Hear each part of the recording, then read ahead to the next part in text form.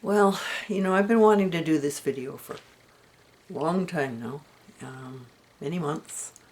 I even did an earlier version, and I have to say, I looked so bad in it. I really looked haggard, and I was having a bad day. And how can I talk about this without being over dramatic or trying to sort of cry for sympathy or anything like that? Well, maybe I can't. Maybe it just is going to come out that way. It was just about a year ago. It was November 7th.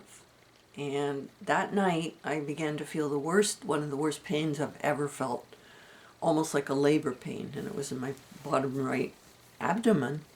And it didn't go away and didn't go away. And I thought, oh my God, is it appendicitis? Because that's often what causes, lower abdominal pain. It didn't go away, and finally my husband said, look, you've got to go to emergency. Well, I'd almost rather keel over and not make it at all than go to emergency. But finally, reluctantly, I said, okay, let's go. This is recording. 3 hours later, they finally got around to paying any attention, treating me in any way. I sat there literally for 3 hours in agony.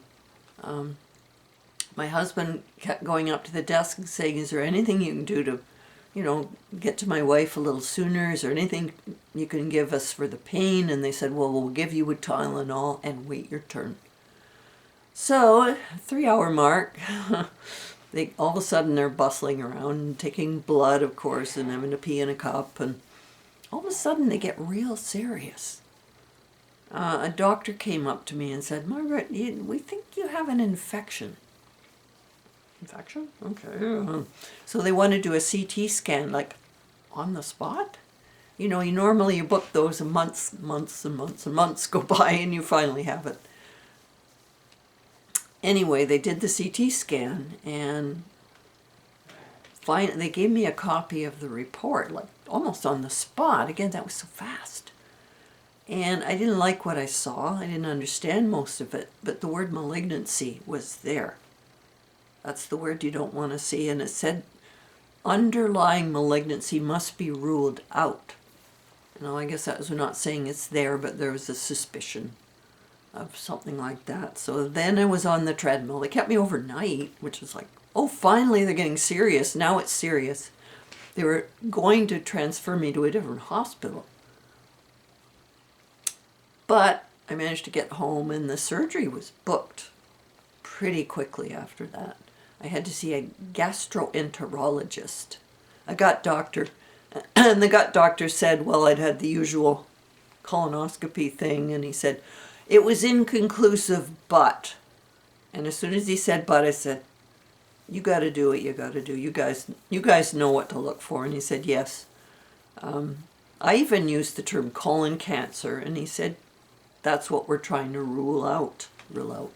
So, surgery, well, it isn't the surgery because I was knocked out, but coming to, it was the worst experience of my life in many ways. Physically, yes, absolutely. I'm not used to being sick. I've been ridiculously healthy most of my life.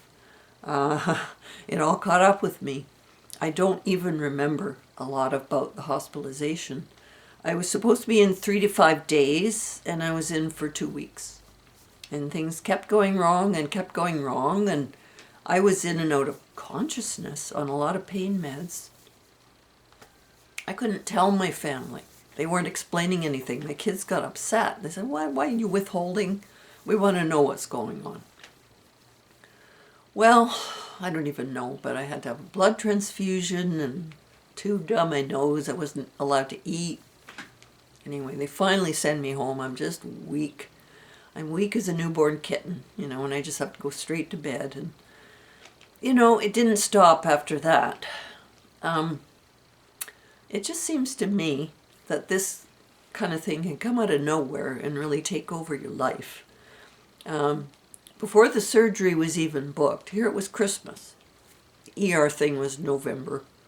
Christmas Day, I feel too rotten to put on a dinner, but we had some people over and we're, chatting and talking, and though I felt bad, it was nice having people around. And then the phone rings, and it's the hospital booking my next CT scan. They phoned on Christmas Day. Now, does that happen? You tell me. And by the way, the CT scan took place New Year's Eve, so where everybody else was around celebrating, I was getting scanned again. So it's been one thing after another. I've had to see it. Oh, they found a spot on my lung. Can you believe it? A spot on my lung. Oh my God. How could that have happened? Finally, I had x-rays and they ruled out anything serious. Kidney problems. Had to see a nephrologist. Tomorrow have to have what's called a needle biopsy in my thyroid. So they're going to stick a needle right here and pull out some cells and I guess see if those are malignant or not. I don't like the M word, and again, it's ruling out. I have a really good doctor, by the way. She's really good. She's really thorough.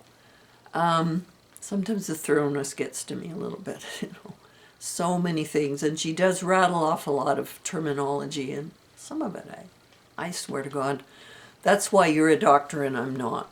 I don't need to know all that stuff, and I don't. But okay, needle biopsy tomorrow, but I'm not finished. I have rheumatologist. Now that was something I'd booked before because I have severe arthritis. It's eating me. Arthritis is really beginning to get bad, and sciatic pain, and pain management was an issue already. So I'm going for that. And then in the new year, a hematologist. Now I don't know if I like the sound of hematologist because that's a blood doctor. But they got to check it out. I guess they're doing this and doing that. No, kidneys are supposedly okay for now. A lot of things have to be monitored. When you're older, you got to monitor things. Oh my God. My husband's going through the same thing. He's older than me. He's 80. He just turned 80. And I'm 71. And I guess, like I say, ridiculously lucky to be as healthy as I've been most of my life. I have bipolar disorder. That's been the main, and that is a health issue for sure. And you learn to live with it over time. It's a serious condition, but it's manageable. It's treatable. So I've had that, but my physical body, no, I've been pretty resilient. One of the hardest things about all this is I couldn't eat. My appetite disappeared. And all my life I've battled not to gain weight. I think I was obsessed with my weight. I don't think I was ever really obese, but in the 70s and the 80s, everybody was trying to lose weight. Try this and try that. No carbs and no fat. And so now I've got to take all that conditioning and flip it upside down and try to eat more than I've been eating. And have the dessert. Have the extra, have the scoop of ice cream, It's like, wait a minute, this is different. It really is different. And it's not all that enjoyable because sometimes I just have to kind of make myself, because I dropped 10 pounds and I've slowly put it back on, but as I say, we're not at the end of this thing yet. I have to tell you, there's been moments I've wondered, is this it for me? Is it it? My sister-in-law died a couple of years ago, and it was pretty harrowing. It was cancer, and she'd always been in perfect health. My beloved violin teacher, Bohdan Chudletsky, just passed recently. So he's gone. I'll never get to talk to him again. More and more people, I'm losing my voice, sorry. I'm losing my voice, but more and more people in your world begin to die as you age, and that's something I was not prepared for. I was the youngest in my family by far. I was 13 years younger than my sister. So I've gravitated to people older than me. It's just kind of how I was raised. My husband's about 9 years older. But as people get older, they depart. Now, this is a new thing for me. In the past, I might have turned to my church or my 12-step group or spirituality in some form. I'm so over that. I see through it. I see that I fell for some things that I shouldn't have. I go out in nature. Now, that's the most powerful experience of God that I have. I go out in nature and I surround myself. I bird watch, almost obsessively, but it's just the best thing. They talk about healing practices. Well, I've always loved birds, and there's places I go where they come down and eat out of my hand. I've posted a few videos of the blackbirds. Yeah. I don't know how to wind this up, except to say that I never expected this. You know, it seemed to sort of jump out at me from nowhere, and I've been having to deal with it for close to a year. And just sort of putting those steps in. And if I'm in the clear, I hope I am, but that it means it could recur. And it means that it's in me somewhere.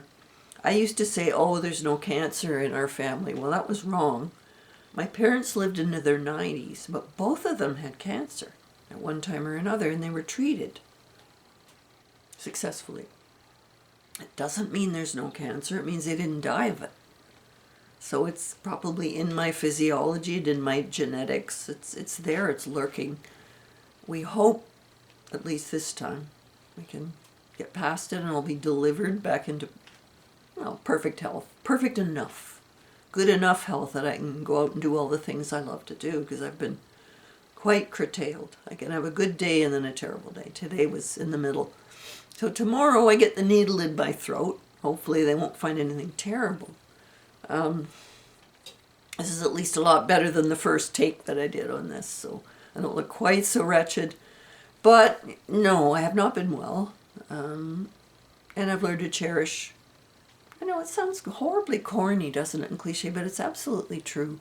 You have the day, and my day is very precious to me. Even a crap day today wasn't that great, but it's mine. It's my day and it's my time. And it's precious to me, and I want many, many, many more of those days and years, so wish me luck.